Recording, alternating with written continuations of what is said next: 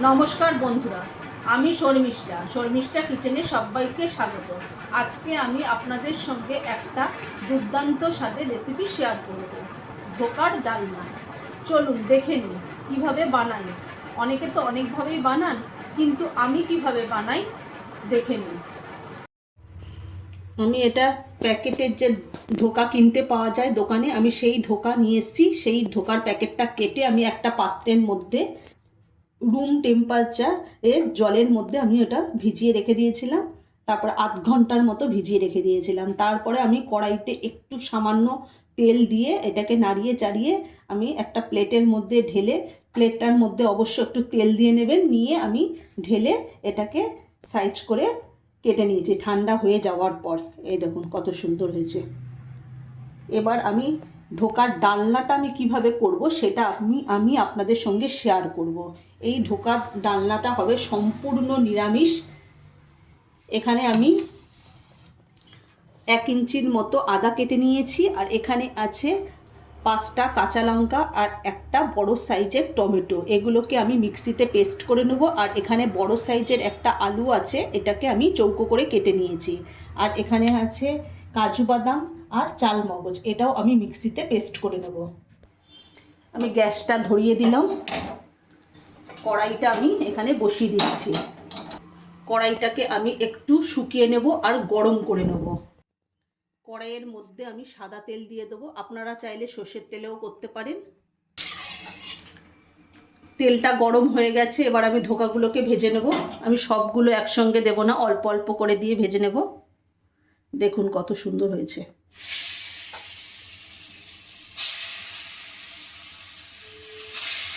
আমার ধোকাগুলো একদিক ভাজা হয়ে গেছে, আমি উল্টে দিচ্ছি। এবার দুদিকেই আমি ভেজে তুলে নেব। প্রথমবারের ধোকাগুলো ভাজা হয়ে গেছে, এগুলোকে আমি তুলে নেব।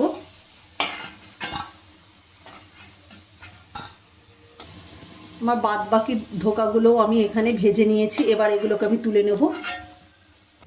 আমার সমস্ত ধোকা ভাজা হয়ে গেছে, এবার আমি আলুগুলোকে ভেজে নেব। আলুগুলোকে একদম লাল করে ভেজে নেব আমি। আলুটা আমার ভাজা হয়ে গেছে, এবার তুলে নেব। এখানে আমরা ফোড়নে ব্যবহার করছি, এখানে আছে গোটা জিরে, কালো জিরে আর 2টো শুকনো লঙ্কাকে আমি অর্ধেক করে নিয়েছি, আর ছোট এলাচ দারচিনি আছে, আমি এটা ফোড়নে দিয়ে দেবো। এবার ফোড়নটাকে ভালো করে ভেজে নিয়েছি, ফোড়নের থেকে সুন্দর একটা মিষ্টি গন্ধ বেরোচ্ছে।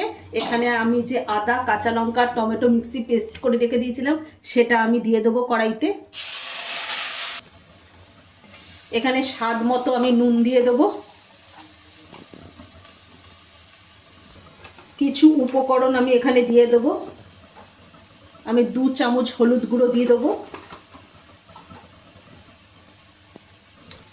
1 চামচ জিরে গুঁড়ো দিয়ে দিলাম, 1 চামচ আমি ধনে গুঁড়ো দিয়ে দিলাম, আর 1 চামচ গরম মশলা গুঁড়ো দিয়ে দিলাম। মশলাটা এবার আমি ভালোভাবে কষিয়ে নেব। যতক্ষণ না মশলা থেকে আদার কাঁচা গন্ধটা চলে যায় ততক্ষণ আমি মশলাটাকে ভালোভাবে কষিয়ে নেব। চাল মগজ আর কাজু বাদাম বাটাটা দিয়ে দেবো। মশলাটাকে ভালোভাবে আবার কষিয়ে নেব। যেহেতু কাজু বাদাম দেওয়া রয়েছে সেজন্য নাড়তে হবে ভালো করে, নাহলে নিচে লেগে যাবে। মশলাটা ভালোভাবে কষানো হয়ে গেছে, এবার আলুগুলো দিয়ে দেবো। আলুটা দিয়েও একটু কষিয়ে নেব। মশলাটা ভালোভাবে কষানো হয়ে গেছে, আর মিক্সিং জার ধোয়া জলটা আমি দিয়ে দেবো কড়াইয়ের মধ্যে। এবার আমি ভালোভাবে মিক্স করে নেব। এবার ঝোলটাকে ভালোভাবে ফুটিয়ে নেব। আলুটাও যেন সেদ্ধ হয় সেইভাবেই আমি ঝোলটাকে ভালো করে ফুটিয়ে নেব। আর এই রান্নাটা সম্পূর্ণ নিরামিষ, আপনারা নিরামিষ দিনে অবশ্যই এটা করে নিতে পারেন, একদম ঘরোয়া উপকরণ দিয়ে। আমি এখানে ধোকাটা আমি বাইরে থেকে দোকান থেকে কিনে নিয়ে এসেছিলাম, কিন্তু রেসিপিটা আমি এখানে আপনাদের দেখিয়ে দিলাম যে কিভাবে ধোকার ডালনাটা করবেন।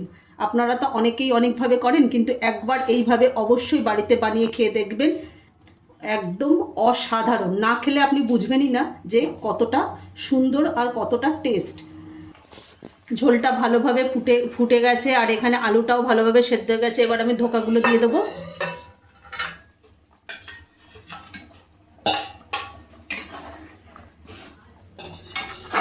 আমি ওপর থেকে একটু কাসুরি মেথি দিয়ে দেবো। আমি ওপর থেকে একটু কাসুরি মেথি ছড়িয়ে দিলাম। এখানে আমি আর চিনি ব্যবহার করব না, কারণ ধোকার মধ্যেই চিনি দেওয়া রয়েছে, এর জন্য একটু মিষ্টি মিষ্টি লাগছে। আপনারা চাইলে চিনি ব্যবহার করতে পারেন, কোনো অসুবিধা নেই। একেবারে টকবক করে ফুটছে, আমার ধোকার ডালনা একেবারে রেডি। আমি একটু ঝোলঝোলি রাখছি, কেন নামিয়ে রেখে দিলেই ধোকার মধ্যে সমস্ত ঝোল টেনে নেবে, এর জন্য আমি একটু ঝোল রাখছি। এবার আমি নামিয়ে নেব। আমার ধোকার ডালনা এক পরিবেশনের জন্য একেবারে রেডি। আর একবার অবশ্যই এইভাবে বাড়িতে বানিয়ে খেয়ে দেখবেন। আচ্ছা, যদি আমাদের ঢোকার ডালনার রেসিপিটা যদি ভালো লেগে থাকে তাহলে লাইক, কমেন্ট, শেয়ার এবং সাবস্ক্রাইব করতে ভুলবেন না। আর অবশ্যই এভাবে বাড়িতে বানিয়ে খেয়ে দেখবেন।